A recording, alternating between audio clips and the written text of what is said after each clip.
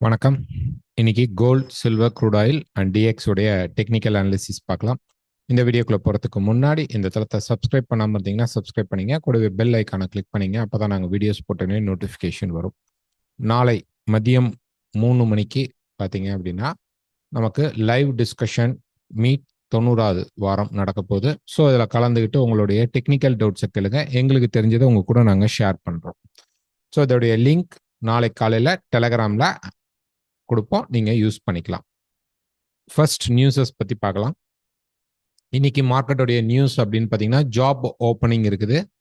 Okay, so இதுக்கு market move ஆகுமா அப்படின்னா கண்டிப்பா ஒரு மூவ்மெண்ட்ஸ் கொடுக்கும்.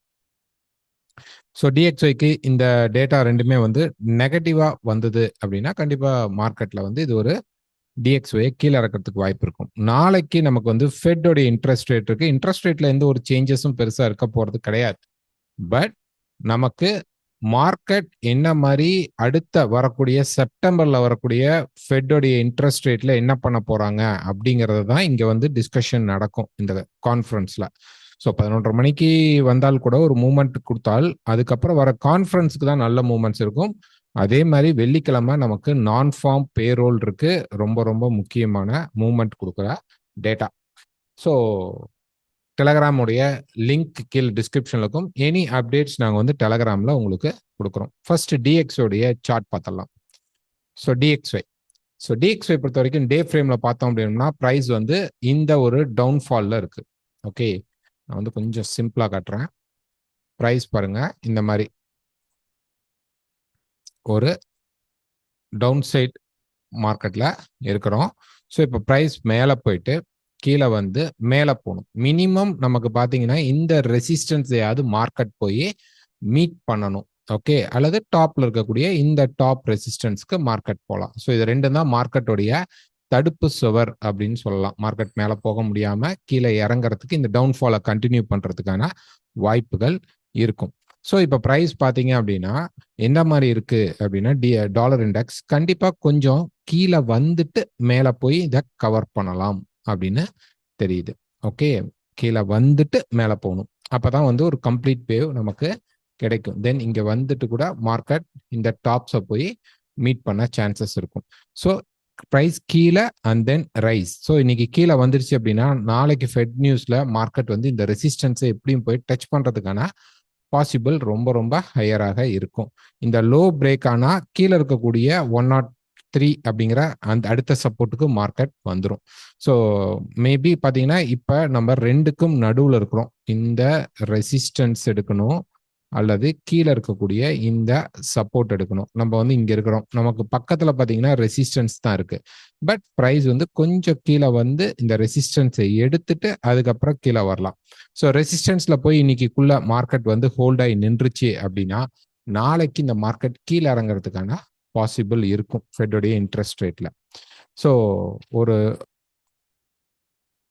4 hour சார்ட்ல பார்த்தலாம். ஸோ 4 hour சார்ட்டை பொறுத்த வரைக்கும் பார்த்தீங்க அப்படின்னா இது கிட்டத்தட்ட நமக்கு பார்த்தீங்கன்னா ஒரு இன்வெர்ஸ் ஹெட்ன்னு சொல்ற மாதிரி ஆப்ஷன் இருக்கும். மார்க்கெட் ரீடெஸ்ட் பண்ணிட்டு இருக்கு, கொஞ்சம் கீழே வந்தால் கூட பரவாயில்ல, திருப்பி மார்க்கெட் மேலே போக சான்சஸ் இருக்கும். இது கரெக்டாக ஹெட்ன்னு சொல்ற நம்ம எடுத்துக்க தேவையில்ல. இதே நமக்கு வந்து இந்த மார்க்கெட் மேலே போகாது அப்படின்னா இந்த பர்டிகுலர் ட்ரெண்டை பிரேக் பண்ணிச்சு மார்க்கெட் அப்படின்னா மார்க்கெட் வந்து கீழே இறங்க வாய்ப்பு இருக்கும். ஏன் அப்படின்னா ப்ரைஸ் பொறுத்த வரைக்கும் இது ஒரு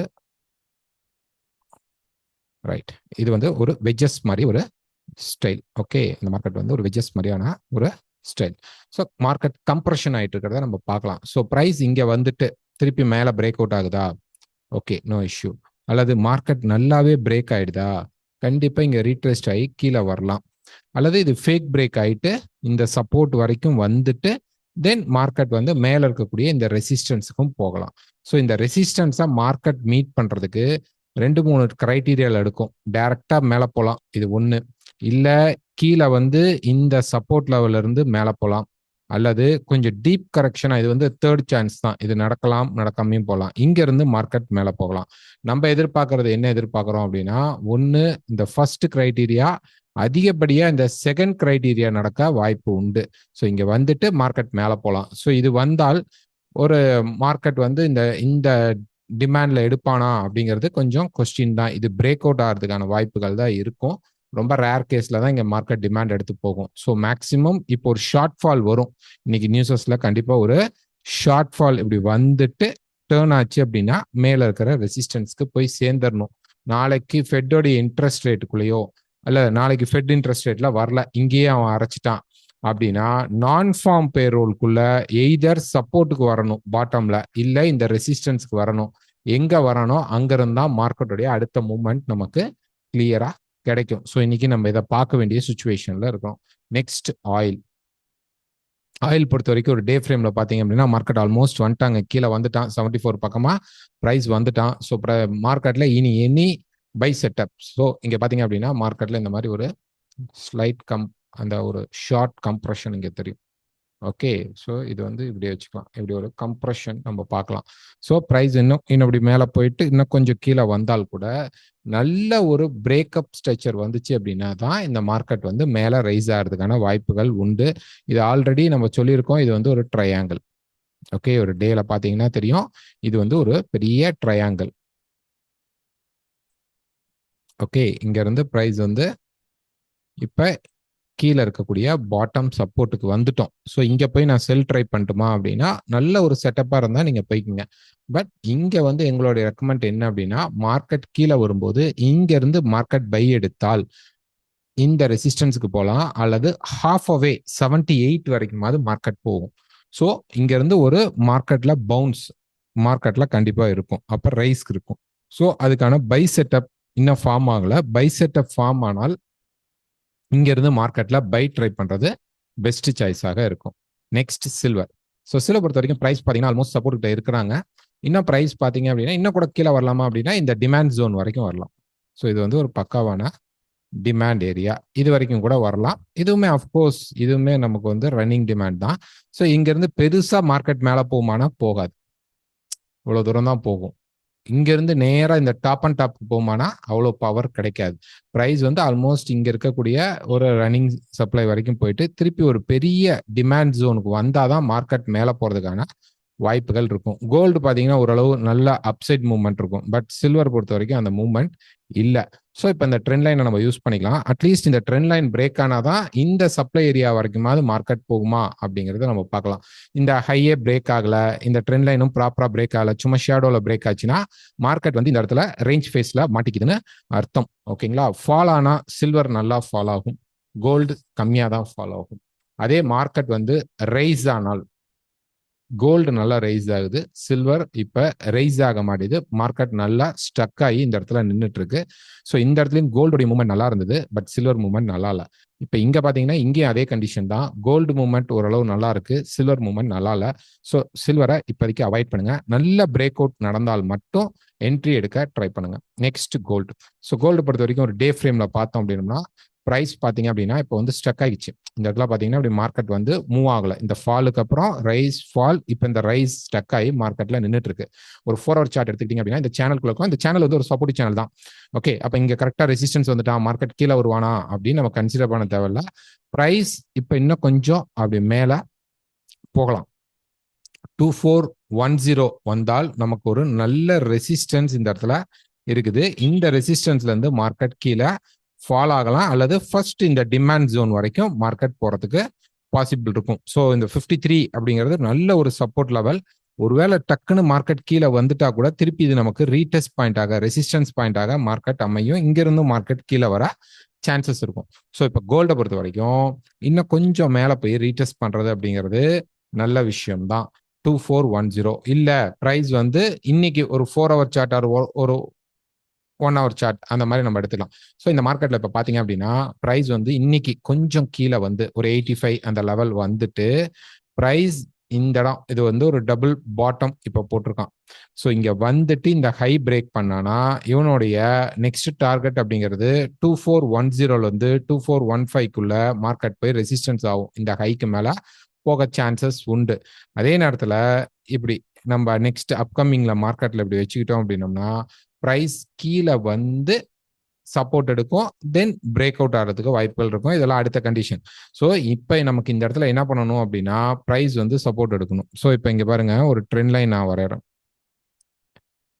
ஓகே, இது வரைக்கும் கனெக்ட் பண்ணலாம். இதை அப்படியே பேரலா தூக்கி வச்சுக்கிட்டீங்க அப்படின்னா ஆல்மோஸ்ட் நம்ம வந்து ஒரு சேனலுடைய வேலை தான் இருக்கும் இந்த இடத்துல. ஸோ இப்போ இங்கே வந்து மார்க்கெட் சப்போர்ட் எடுக்கும் பொழுது மார்க்கெட் மேலே போய் இந்த ரேஞ்ச் 2415 ரேஞ்சில் மார்க்கெட் ரெசிஸ்டன்ஸ் எடுக்கலாம். அங்கே போனால் செல் பண்ணுங்கன்னு சொல்லலை. அந்த ஏரியாவுக்கு வரும்போது செல் வந்தால் நாங்களே இன்ஃபார்ம் பண்ணுவோம். ஸோ இங்கே நேற்று நிறைய பேர் கேட்டீங்க மார்க்கெட் செல் ஆயிடுச்சா பை ஆயிடுச்சா. இது வந்து ஒரு அன்எக்ஸ்பெக்டட் டக்குன்னு ட்ராப் ஆகிட்டு திருப்பி மார்க்கெட் மேலே ஏறி நின்றுட்டு இருக்கு. ஸோ இந்த சேனல் டாப்ல இருக்கான். ஸோ இது பிரேக் ஆனா கூட இந்த சேனல் மாறும், இன்னும் கூட மேலே போறதுக்கு வாய்ப்புகள் இருக்கும். ஸோ எப்படி பார்த்தாலும் 2410 ரெசிஸ்டன்ஸ் வந்தா நம்ம செல் ட்ரை பண்ணிடலாம். அப்படி இல்லை அப்படின்னா இந்த ட்ரெண்ட் லைன் வந்து பிரேக் அவுட் ஆகும்போது நம்ம செல்லுக்குள்ள போக ட்ரை பண்ணலாம். ஸோ இது பிரேக் ஆகணும். இந்த இடத்துல ரிஜெக்ஷன், இந்த இடத்துல பார்த்தீங்கன்னா இந்த சப்போர்ட் லெவலை மார்க்கெட் வந்து பிரேக் பண்ணும். பிரேக் பண்ணதுக்கு அப்புறம் தான் நம்ம செல் போகணும். ஸோ எய்தர் இந்த ஹையை பிரேக் பண்ணி மேலே போய் இந்த இடத்துல ரெசிஸ்டன்ஸ் எடுக்க போறானா, இல்லை கீழே பிரேக் அவுட் பண்ணி மார்க்கெட் டிராப் ஆக போறானாங்கிறத பார்க்கணும். அப்படியே டிராப் ஆனா கூட இந்த 53 லெவல் அப்படிங்கிறது ரொம்ப ரொம்ப இம்பார்ட்டன்டான multi support level or resistance லெவல்னு சொல்லலாம். இது மாறி மாறி சப்போர்ட் அண்ட் ரெசிஸ்டன்ஸாக தான் நடந்துட்டு இருக்கு. ஸோ அதனால தான் ப்ரைஸ் இங்கே வந்து ரிஜெக்ஷன் ஆனோடனே இங்க இருந்து மேலே போயிடுக்கான். ஸோ எனக்கு தெரிஞ்சு இன்னும் ஒன் மோர் புஷ் வரத்துக்கு வாய்ப்புகள் உண்டு. ஸோ டாப்ல செல் ட்ரை பண்ணுவோம், இல்லை பிரேக் ஆகி ரீடெஸ்ட் ஆகும்போது செல் ட்ரை பண்ணுவோம். நாளைக்கு லைவ் மீட்ல பார்க்கலாம். இன்னைக்கு பெரிய மூமெண்ட் மார்க்கெட்ல இருக்கலாம்.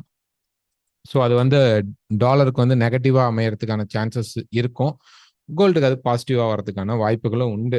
ஒருவேளை அது ஆப்போசிட்ல அது டிஎக்ஸ்ஒய்க்கு டைரக்டா ஃபர்ஸ்ட் நம்ம பார்த்த சினாரியா பிரகாரம் நேரா ரெசிஸ்டன்ஸுக்கு போறான் அப்படின்னா கீழே அவன் வந்து இந்த சப்போர்ட் லெவல்ல நிற்பான். ஸோ இந்த சப்போர்ட் லெவலில் பிரேக் ஆகி ரீடெஸ்ட் பண்ணுறானான்னு பார்த்துட்டு இங்கே நம்ம செல் எடுக்க தயாராகலாம். ஸோ இந்த இடத்துல நான் என்ன பண்ணட்டும் அப்படின்னா இந்த இடம் இட்ஸ் வெயிட்டிங் பீரியட், கண்டிப்பாக வெயிட் பண்ணணும்.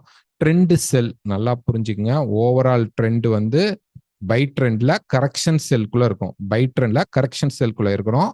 ஸோ இது வந்து ஒரு ரீட்ரேஸ்மெண்ட் பை தான். இங்கே நம்ம செல் போகலாம். ஓகே, ஒரு மைனர் ட்ரெண்ட்ல இது வந்து தாராளமாக செல் ட்ரை பண்ணலாம். கீழே இருக்க 35 லெவல் வரைக்கும் போகலாம். என்னன்னா இன்னும் மார்க்கெட்ல கொஞ்சம் ரெசிஸ்டன்ஸ் போய் எடுக்கிற பாயிண்ட் இருக்கிறனால ஒருவேளை மேலே வந்து நம்ம எடுத்தோம் அப்படின்னோம்னா சடன் ஃபால் இருக்கும். இப்போ இந்த இடத்துல எடுத்தது பெரிய ஃபால் கிடையாது, டக்குன்னு இறங்கிட்டு திருப்பி மார்க்கெட் ரெக்கவர் ஆகிட்டு இருக்கான்.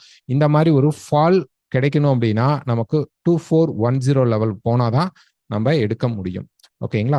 ஸோ நாளைக்கு லைவ்ல டிஸ்கஷன் பண்ணலாம். மறக்காம கலந்துக்குங்க. உங்களுடைய டெக்னிக்கல் டவுட்ஸ் அங்கே கேளுங்க. எங்களுக்கு தெரிஞ்சதை உங்க கூட ஷேர் பண்றோம். வேற ஏதாவது டெக்னிக்கல்ஸ் படிக்கணும், வேற ஏதாவது டவுட்ஸ் இருந்தால் இந்த நம்பருக்கு நீங்க கால் பண்ணலாம். தேங்க்யூ.